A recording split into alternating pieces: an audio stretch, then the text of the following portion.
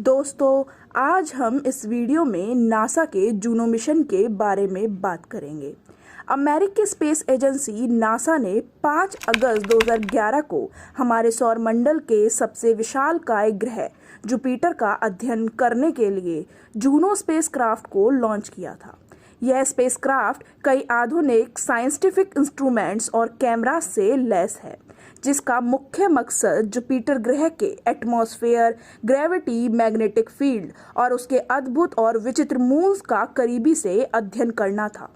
Juno spacecraft 2016 में Jupiter ग्रह के ऑर्बिट में दाखिल हुआ, जिसने अपनी खोज से इस ग्रह और उसके मून्स को देखने का हमारा नज़रिया हमेशा के लिए बदल दिया।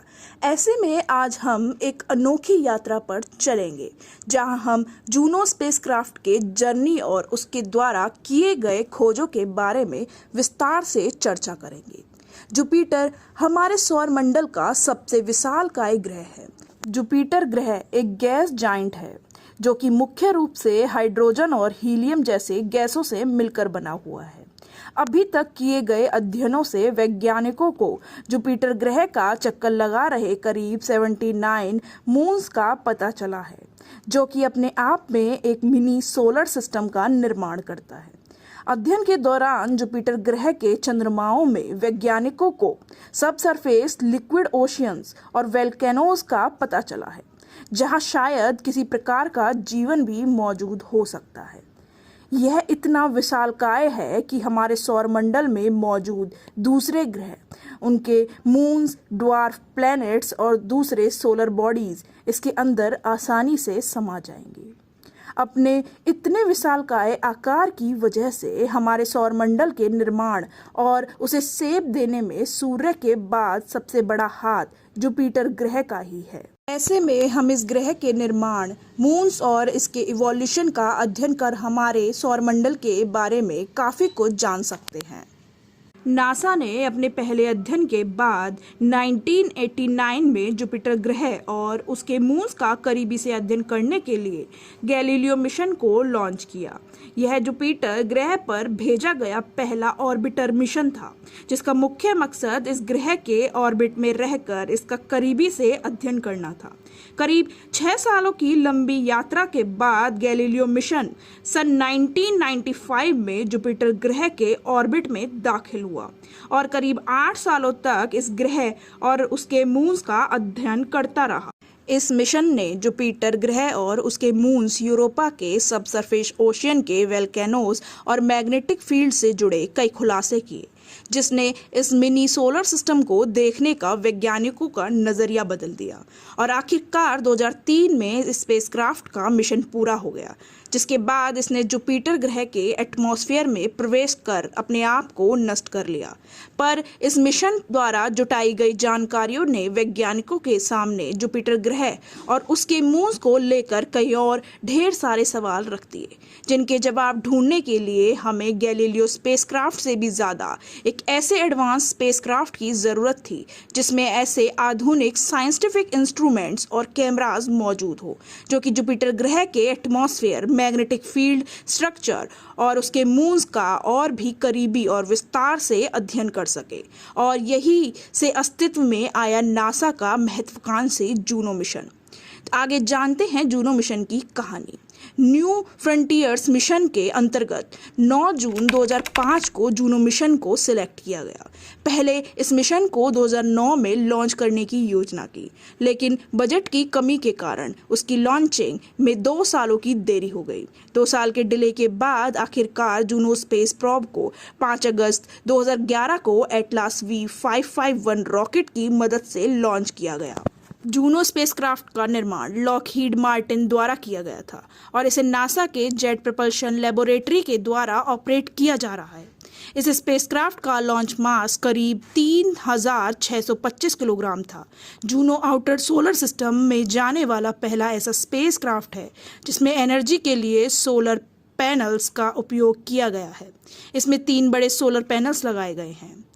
जूनो में लगे इंस्ट्रूमेंट्स की बात करें तो इसमें 9 मेन इंस्ट्रूमेंट्स लगाए गए हैं। लॉन्च के बाद अक्टूबर 2013 में जूनो स्पेसक्राफ्ट ने आखिरी बार पृथ्वी के फ्लाईबाय को अंजाम दिया। इस फ्लाईबाय का मकसद ग्रेविटी असिस्ट के जरिए जूनो स्पेसक्राफ्ट के स्पीड को बढ़ाना था। अर्थ के फ्लाईबाय को पूरा करने के बाद जूनो स्पेसक्राफ्ट की स्पीड 78,000 मील्स से बढ़कर 93,000 मील्स प्रति घंटा हो गई और फिर इसके साथ ही इसने जुपिटर ग्रह तक के अपने लंबे सफर की शुरुआत की। जूनो को जुपिटर ग्रह तक का सफर तय करने में 5 सालों का समय लगा और यह स्पेसक्राफ्ट 5 जुलाई 2016 में करीब 2.8 बिलियन किलोमीटर की लंबी यात्रा तय कर आखिरकार जुपिटर ग्रह के ऑर्बिट में सफलतापूर्वक दाखिल हुआ। इसे सफलतापूर्वक अंजाम देने के बाद जूनो का ऑर्बिटल पीरियड 53 डेज से घटकर केवल 14 डेज का रह जाता। अगर यह सफल हो जाता तो जूनो स्पेसक्राफ्ट 20 महीने के अंदर जुपिटर ग्रह के 37 ऑर्बिट फ्लाईबाइज को पूरा कर सकता था। लेकिन 19 अक्टूबर को इसके इंजन में आई गड़बड़ी की वजह से तय समय पर जूनो के मेन इंजन को फायर नहीं किया जा सका, जिसके चलते 14 दिनों के प्लान को कैंसिल कर 53 दिनों के प्लान को ही कंटिन्यू रखने का फैसला किया गया।